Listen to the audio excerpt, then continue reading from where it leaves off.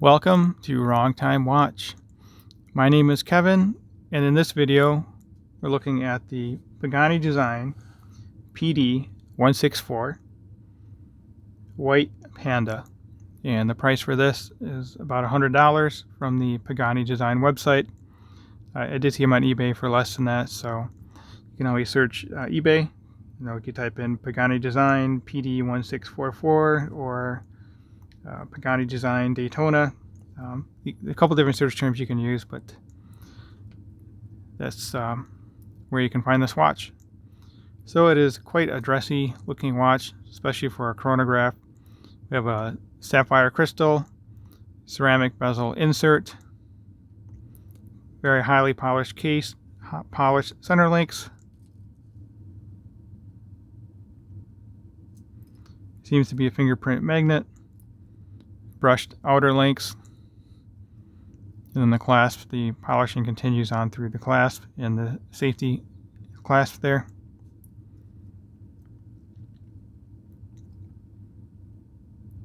So I did remove all the links to size it, and it was too tight, so then I added this link back in. I think there's supposed to be, well, there is some kind of micro adjust on here, but I couldn't get it to work. This easy link here would not open for me. This is supposed to flip open, and then inside there should be a micro adjust. So that may be an issue for you if you buy this watch. And also the links were very tight to take them apart, but it did come apart. So here's a closer look at the links. Brushed on the back side and very highly polished there. I'm sure this will scratch up pretty quickly for you. But I guess it could be pretty easy to polish it back with some Cape Cod cloth. Just make sure to tape off the brushed surfaces, otherwise you're going to polish that out as well. Since we're zoomed in, we can take a closer look at the dial here. We do have applied indices, printed logo and printed text on here. Down at the bottom it says Japan movement. I was going to say Japanese movement, but it's Japan movement. We have a date at the 4:30 here, and then 3 subdials, 24-hour indicator, running seconds there, ticking away, and then we have the 60-minute countdown timer for the chronograph. So I'm unscrewing these crowns here, and we'll activate the chronograph. This is a Seiko VK63 Mecha Quartz movement. So that second hand is kind of sweeping there. It's 4 beats per second, and it simulates a mechanical movement. So overall, I mean, for $100, it's not that bad of a watch, other than the issue I had with sizing the bracelet. So I'm just going to wear it a little loose. Like I said, it's a fingerprint and smudge magnet. So let's zoom back out here. So it does have solid end links, solid links, a milled clasp here. Everything looks like it's milled. There's even that safety clasp is milled as well. You have a little bit of issue snapping it back in place, but it worked okay there. I might have just had it off angle a little bit.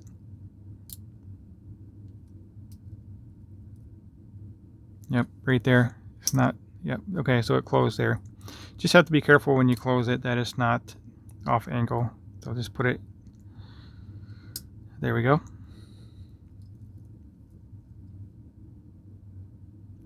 Okay, so we have advanced around the dial here, 1 minute. See the subdial there. So I'm going to stop it up here at the top. Stop it right there. And then when I reset it, it will snap back like a mechanical movement, and then the minute subdial will reset as well. So I'm going to reset it right now.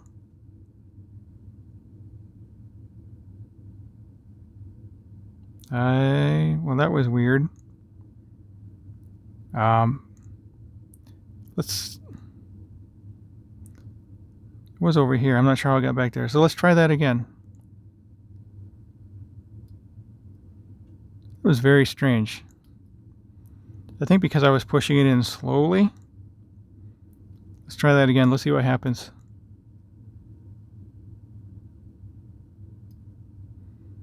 Yeah, I don't know. That was kind of weird. All right, so we'll screw these back down.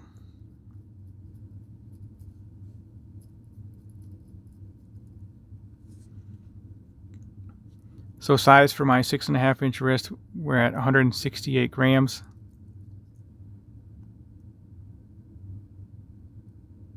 It does have a signed crown here. The center crown is signed. That is a screw down crown. This watch is good for 100 meter water resistance. Dimensions on this. The fixed center length, 53.3 millimeter. The lug to lug, we're looking at 48.2. Lug to lug of the case. Lug to lug of those center links again is 53.3. Case diameter, we're looking at 40 millimeter case diameter. Bracelet is a nice size for this watch. Bracelet starts out at 20 and it tapers down to 16. So it does wear very comfortably on wrist, but I am wearing a little bit looser as well. Now, gotta finish going over the dimensions here. 11.4 thick to that flat sapphire crystal. The case back is quite flat as well. It is an engraved case back with Pagani design. Pagani design Sport PD-1644.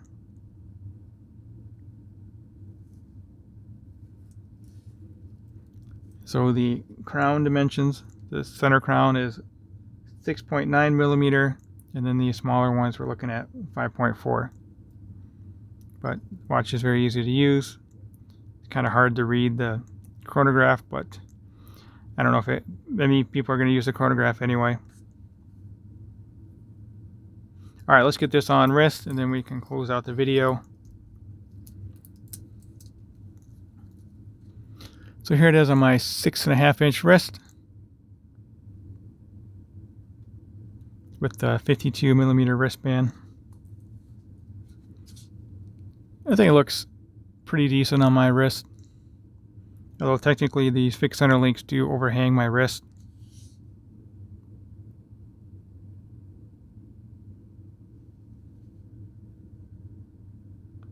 Sure, it'd be nice to own the real deal, a Rolex Daytona, but like I said, those are $13,100, and I guess they're almost impossible to get from the AD unless you have good connections, a good relationship. Spend a lot of money there, however it works. All right, let's zoom out. We'll check it out from a little bit different perspective.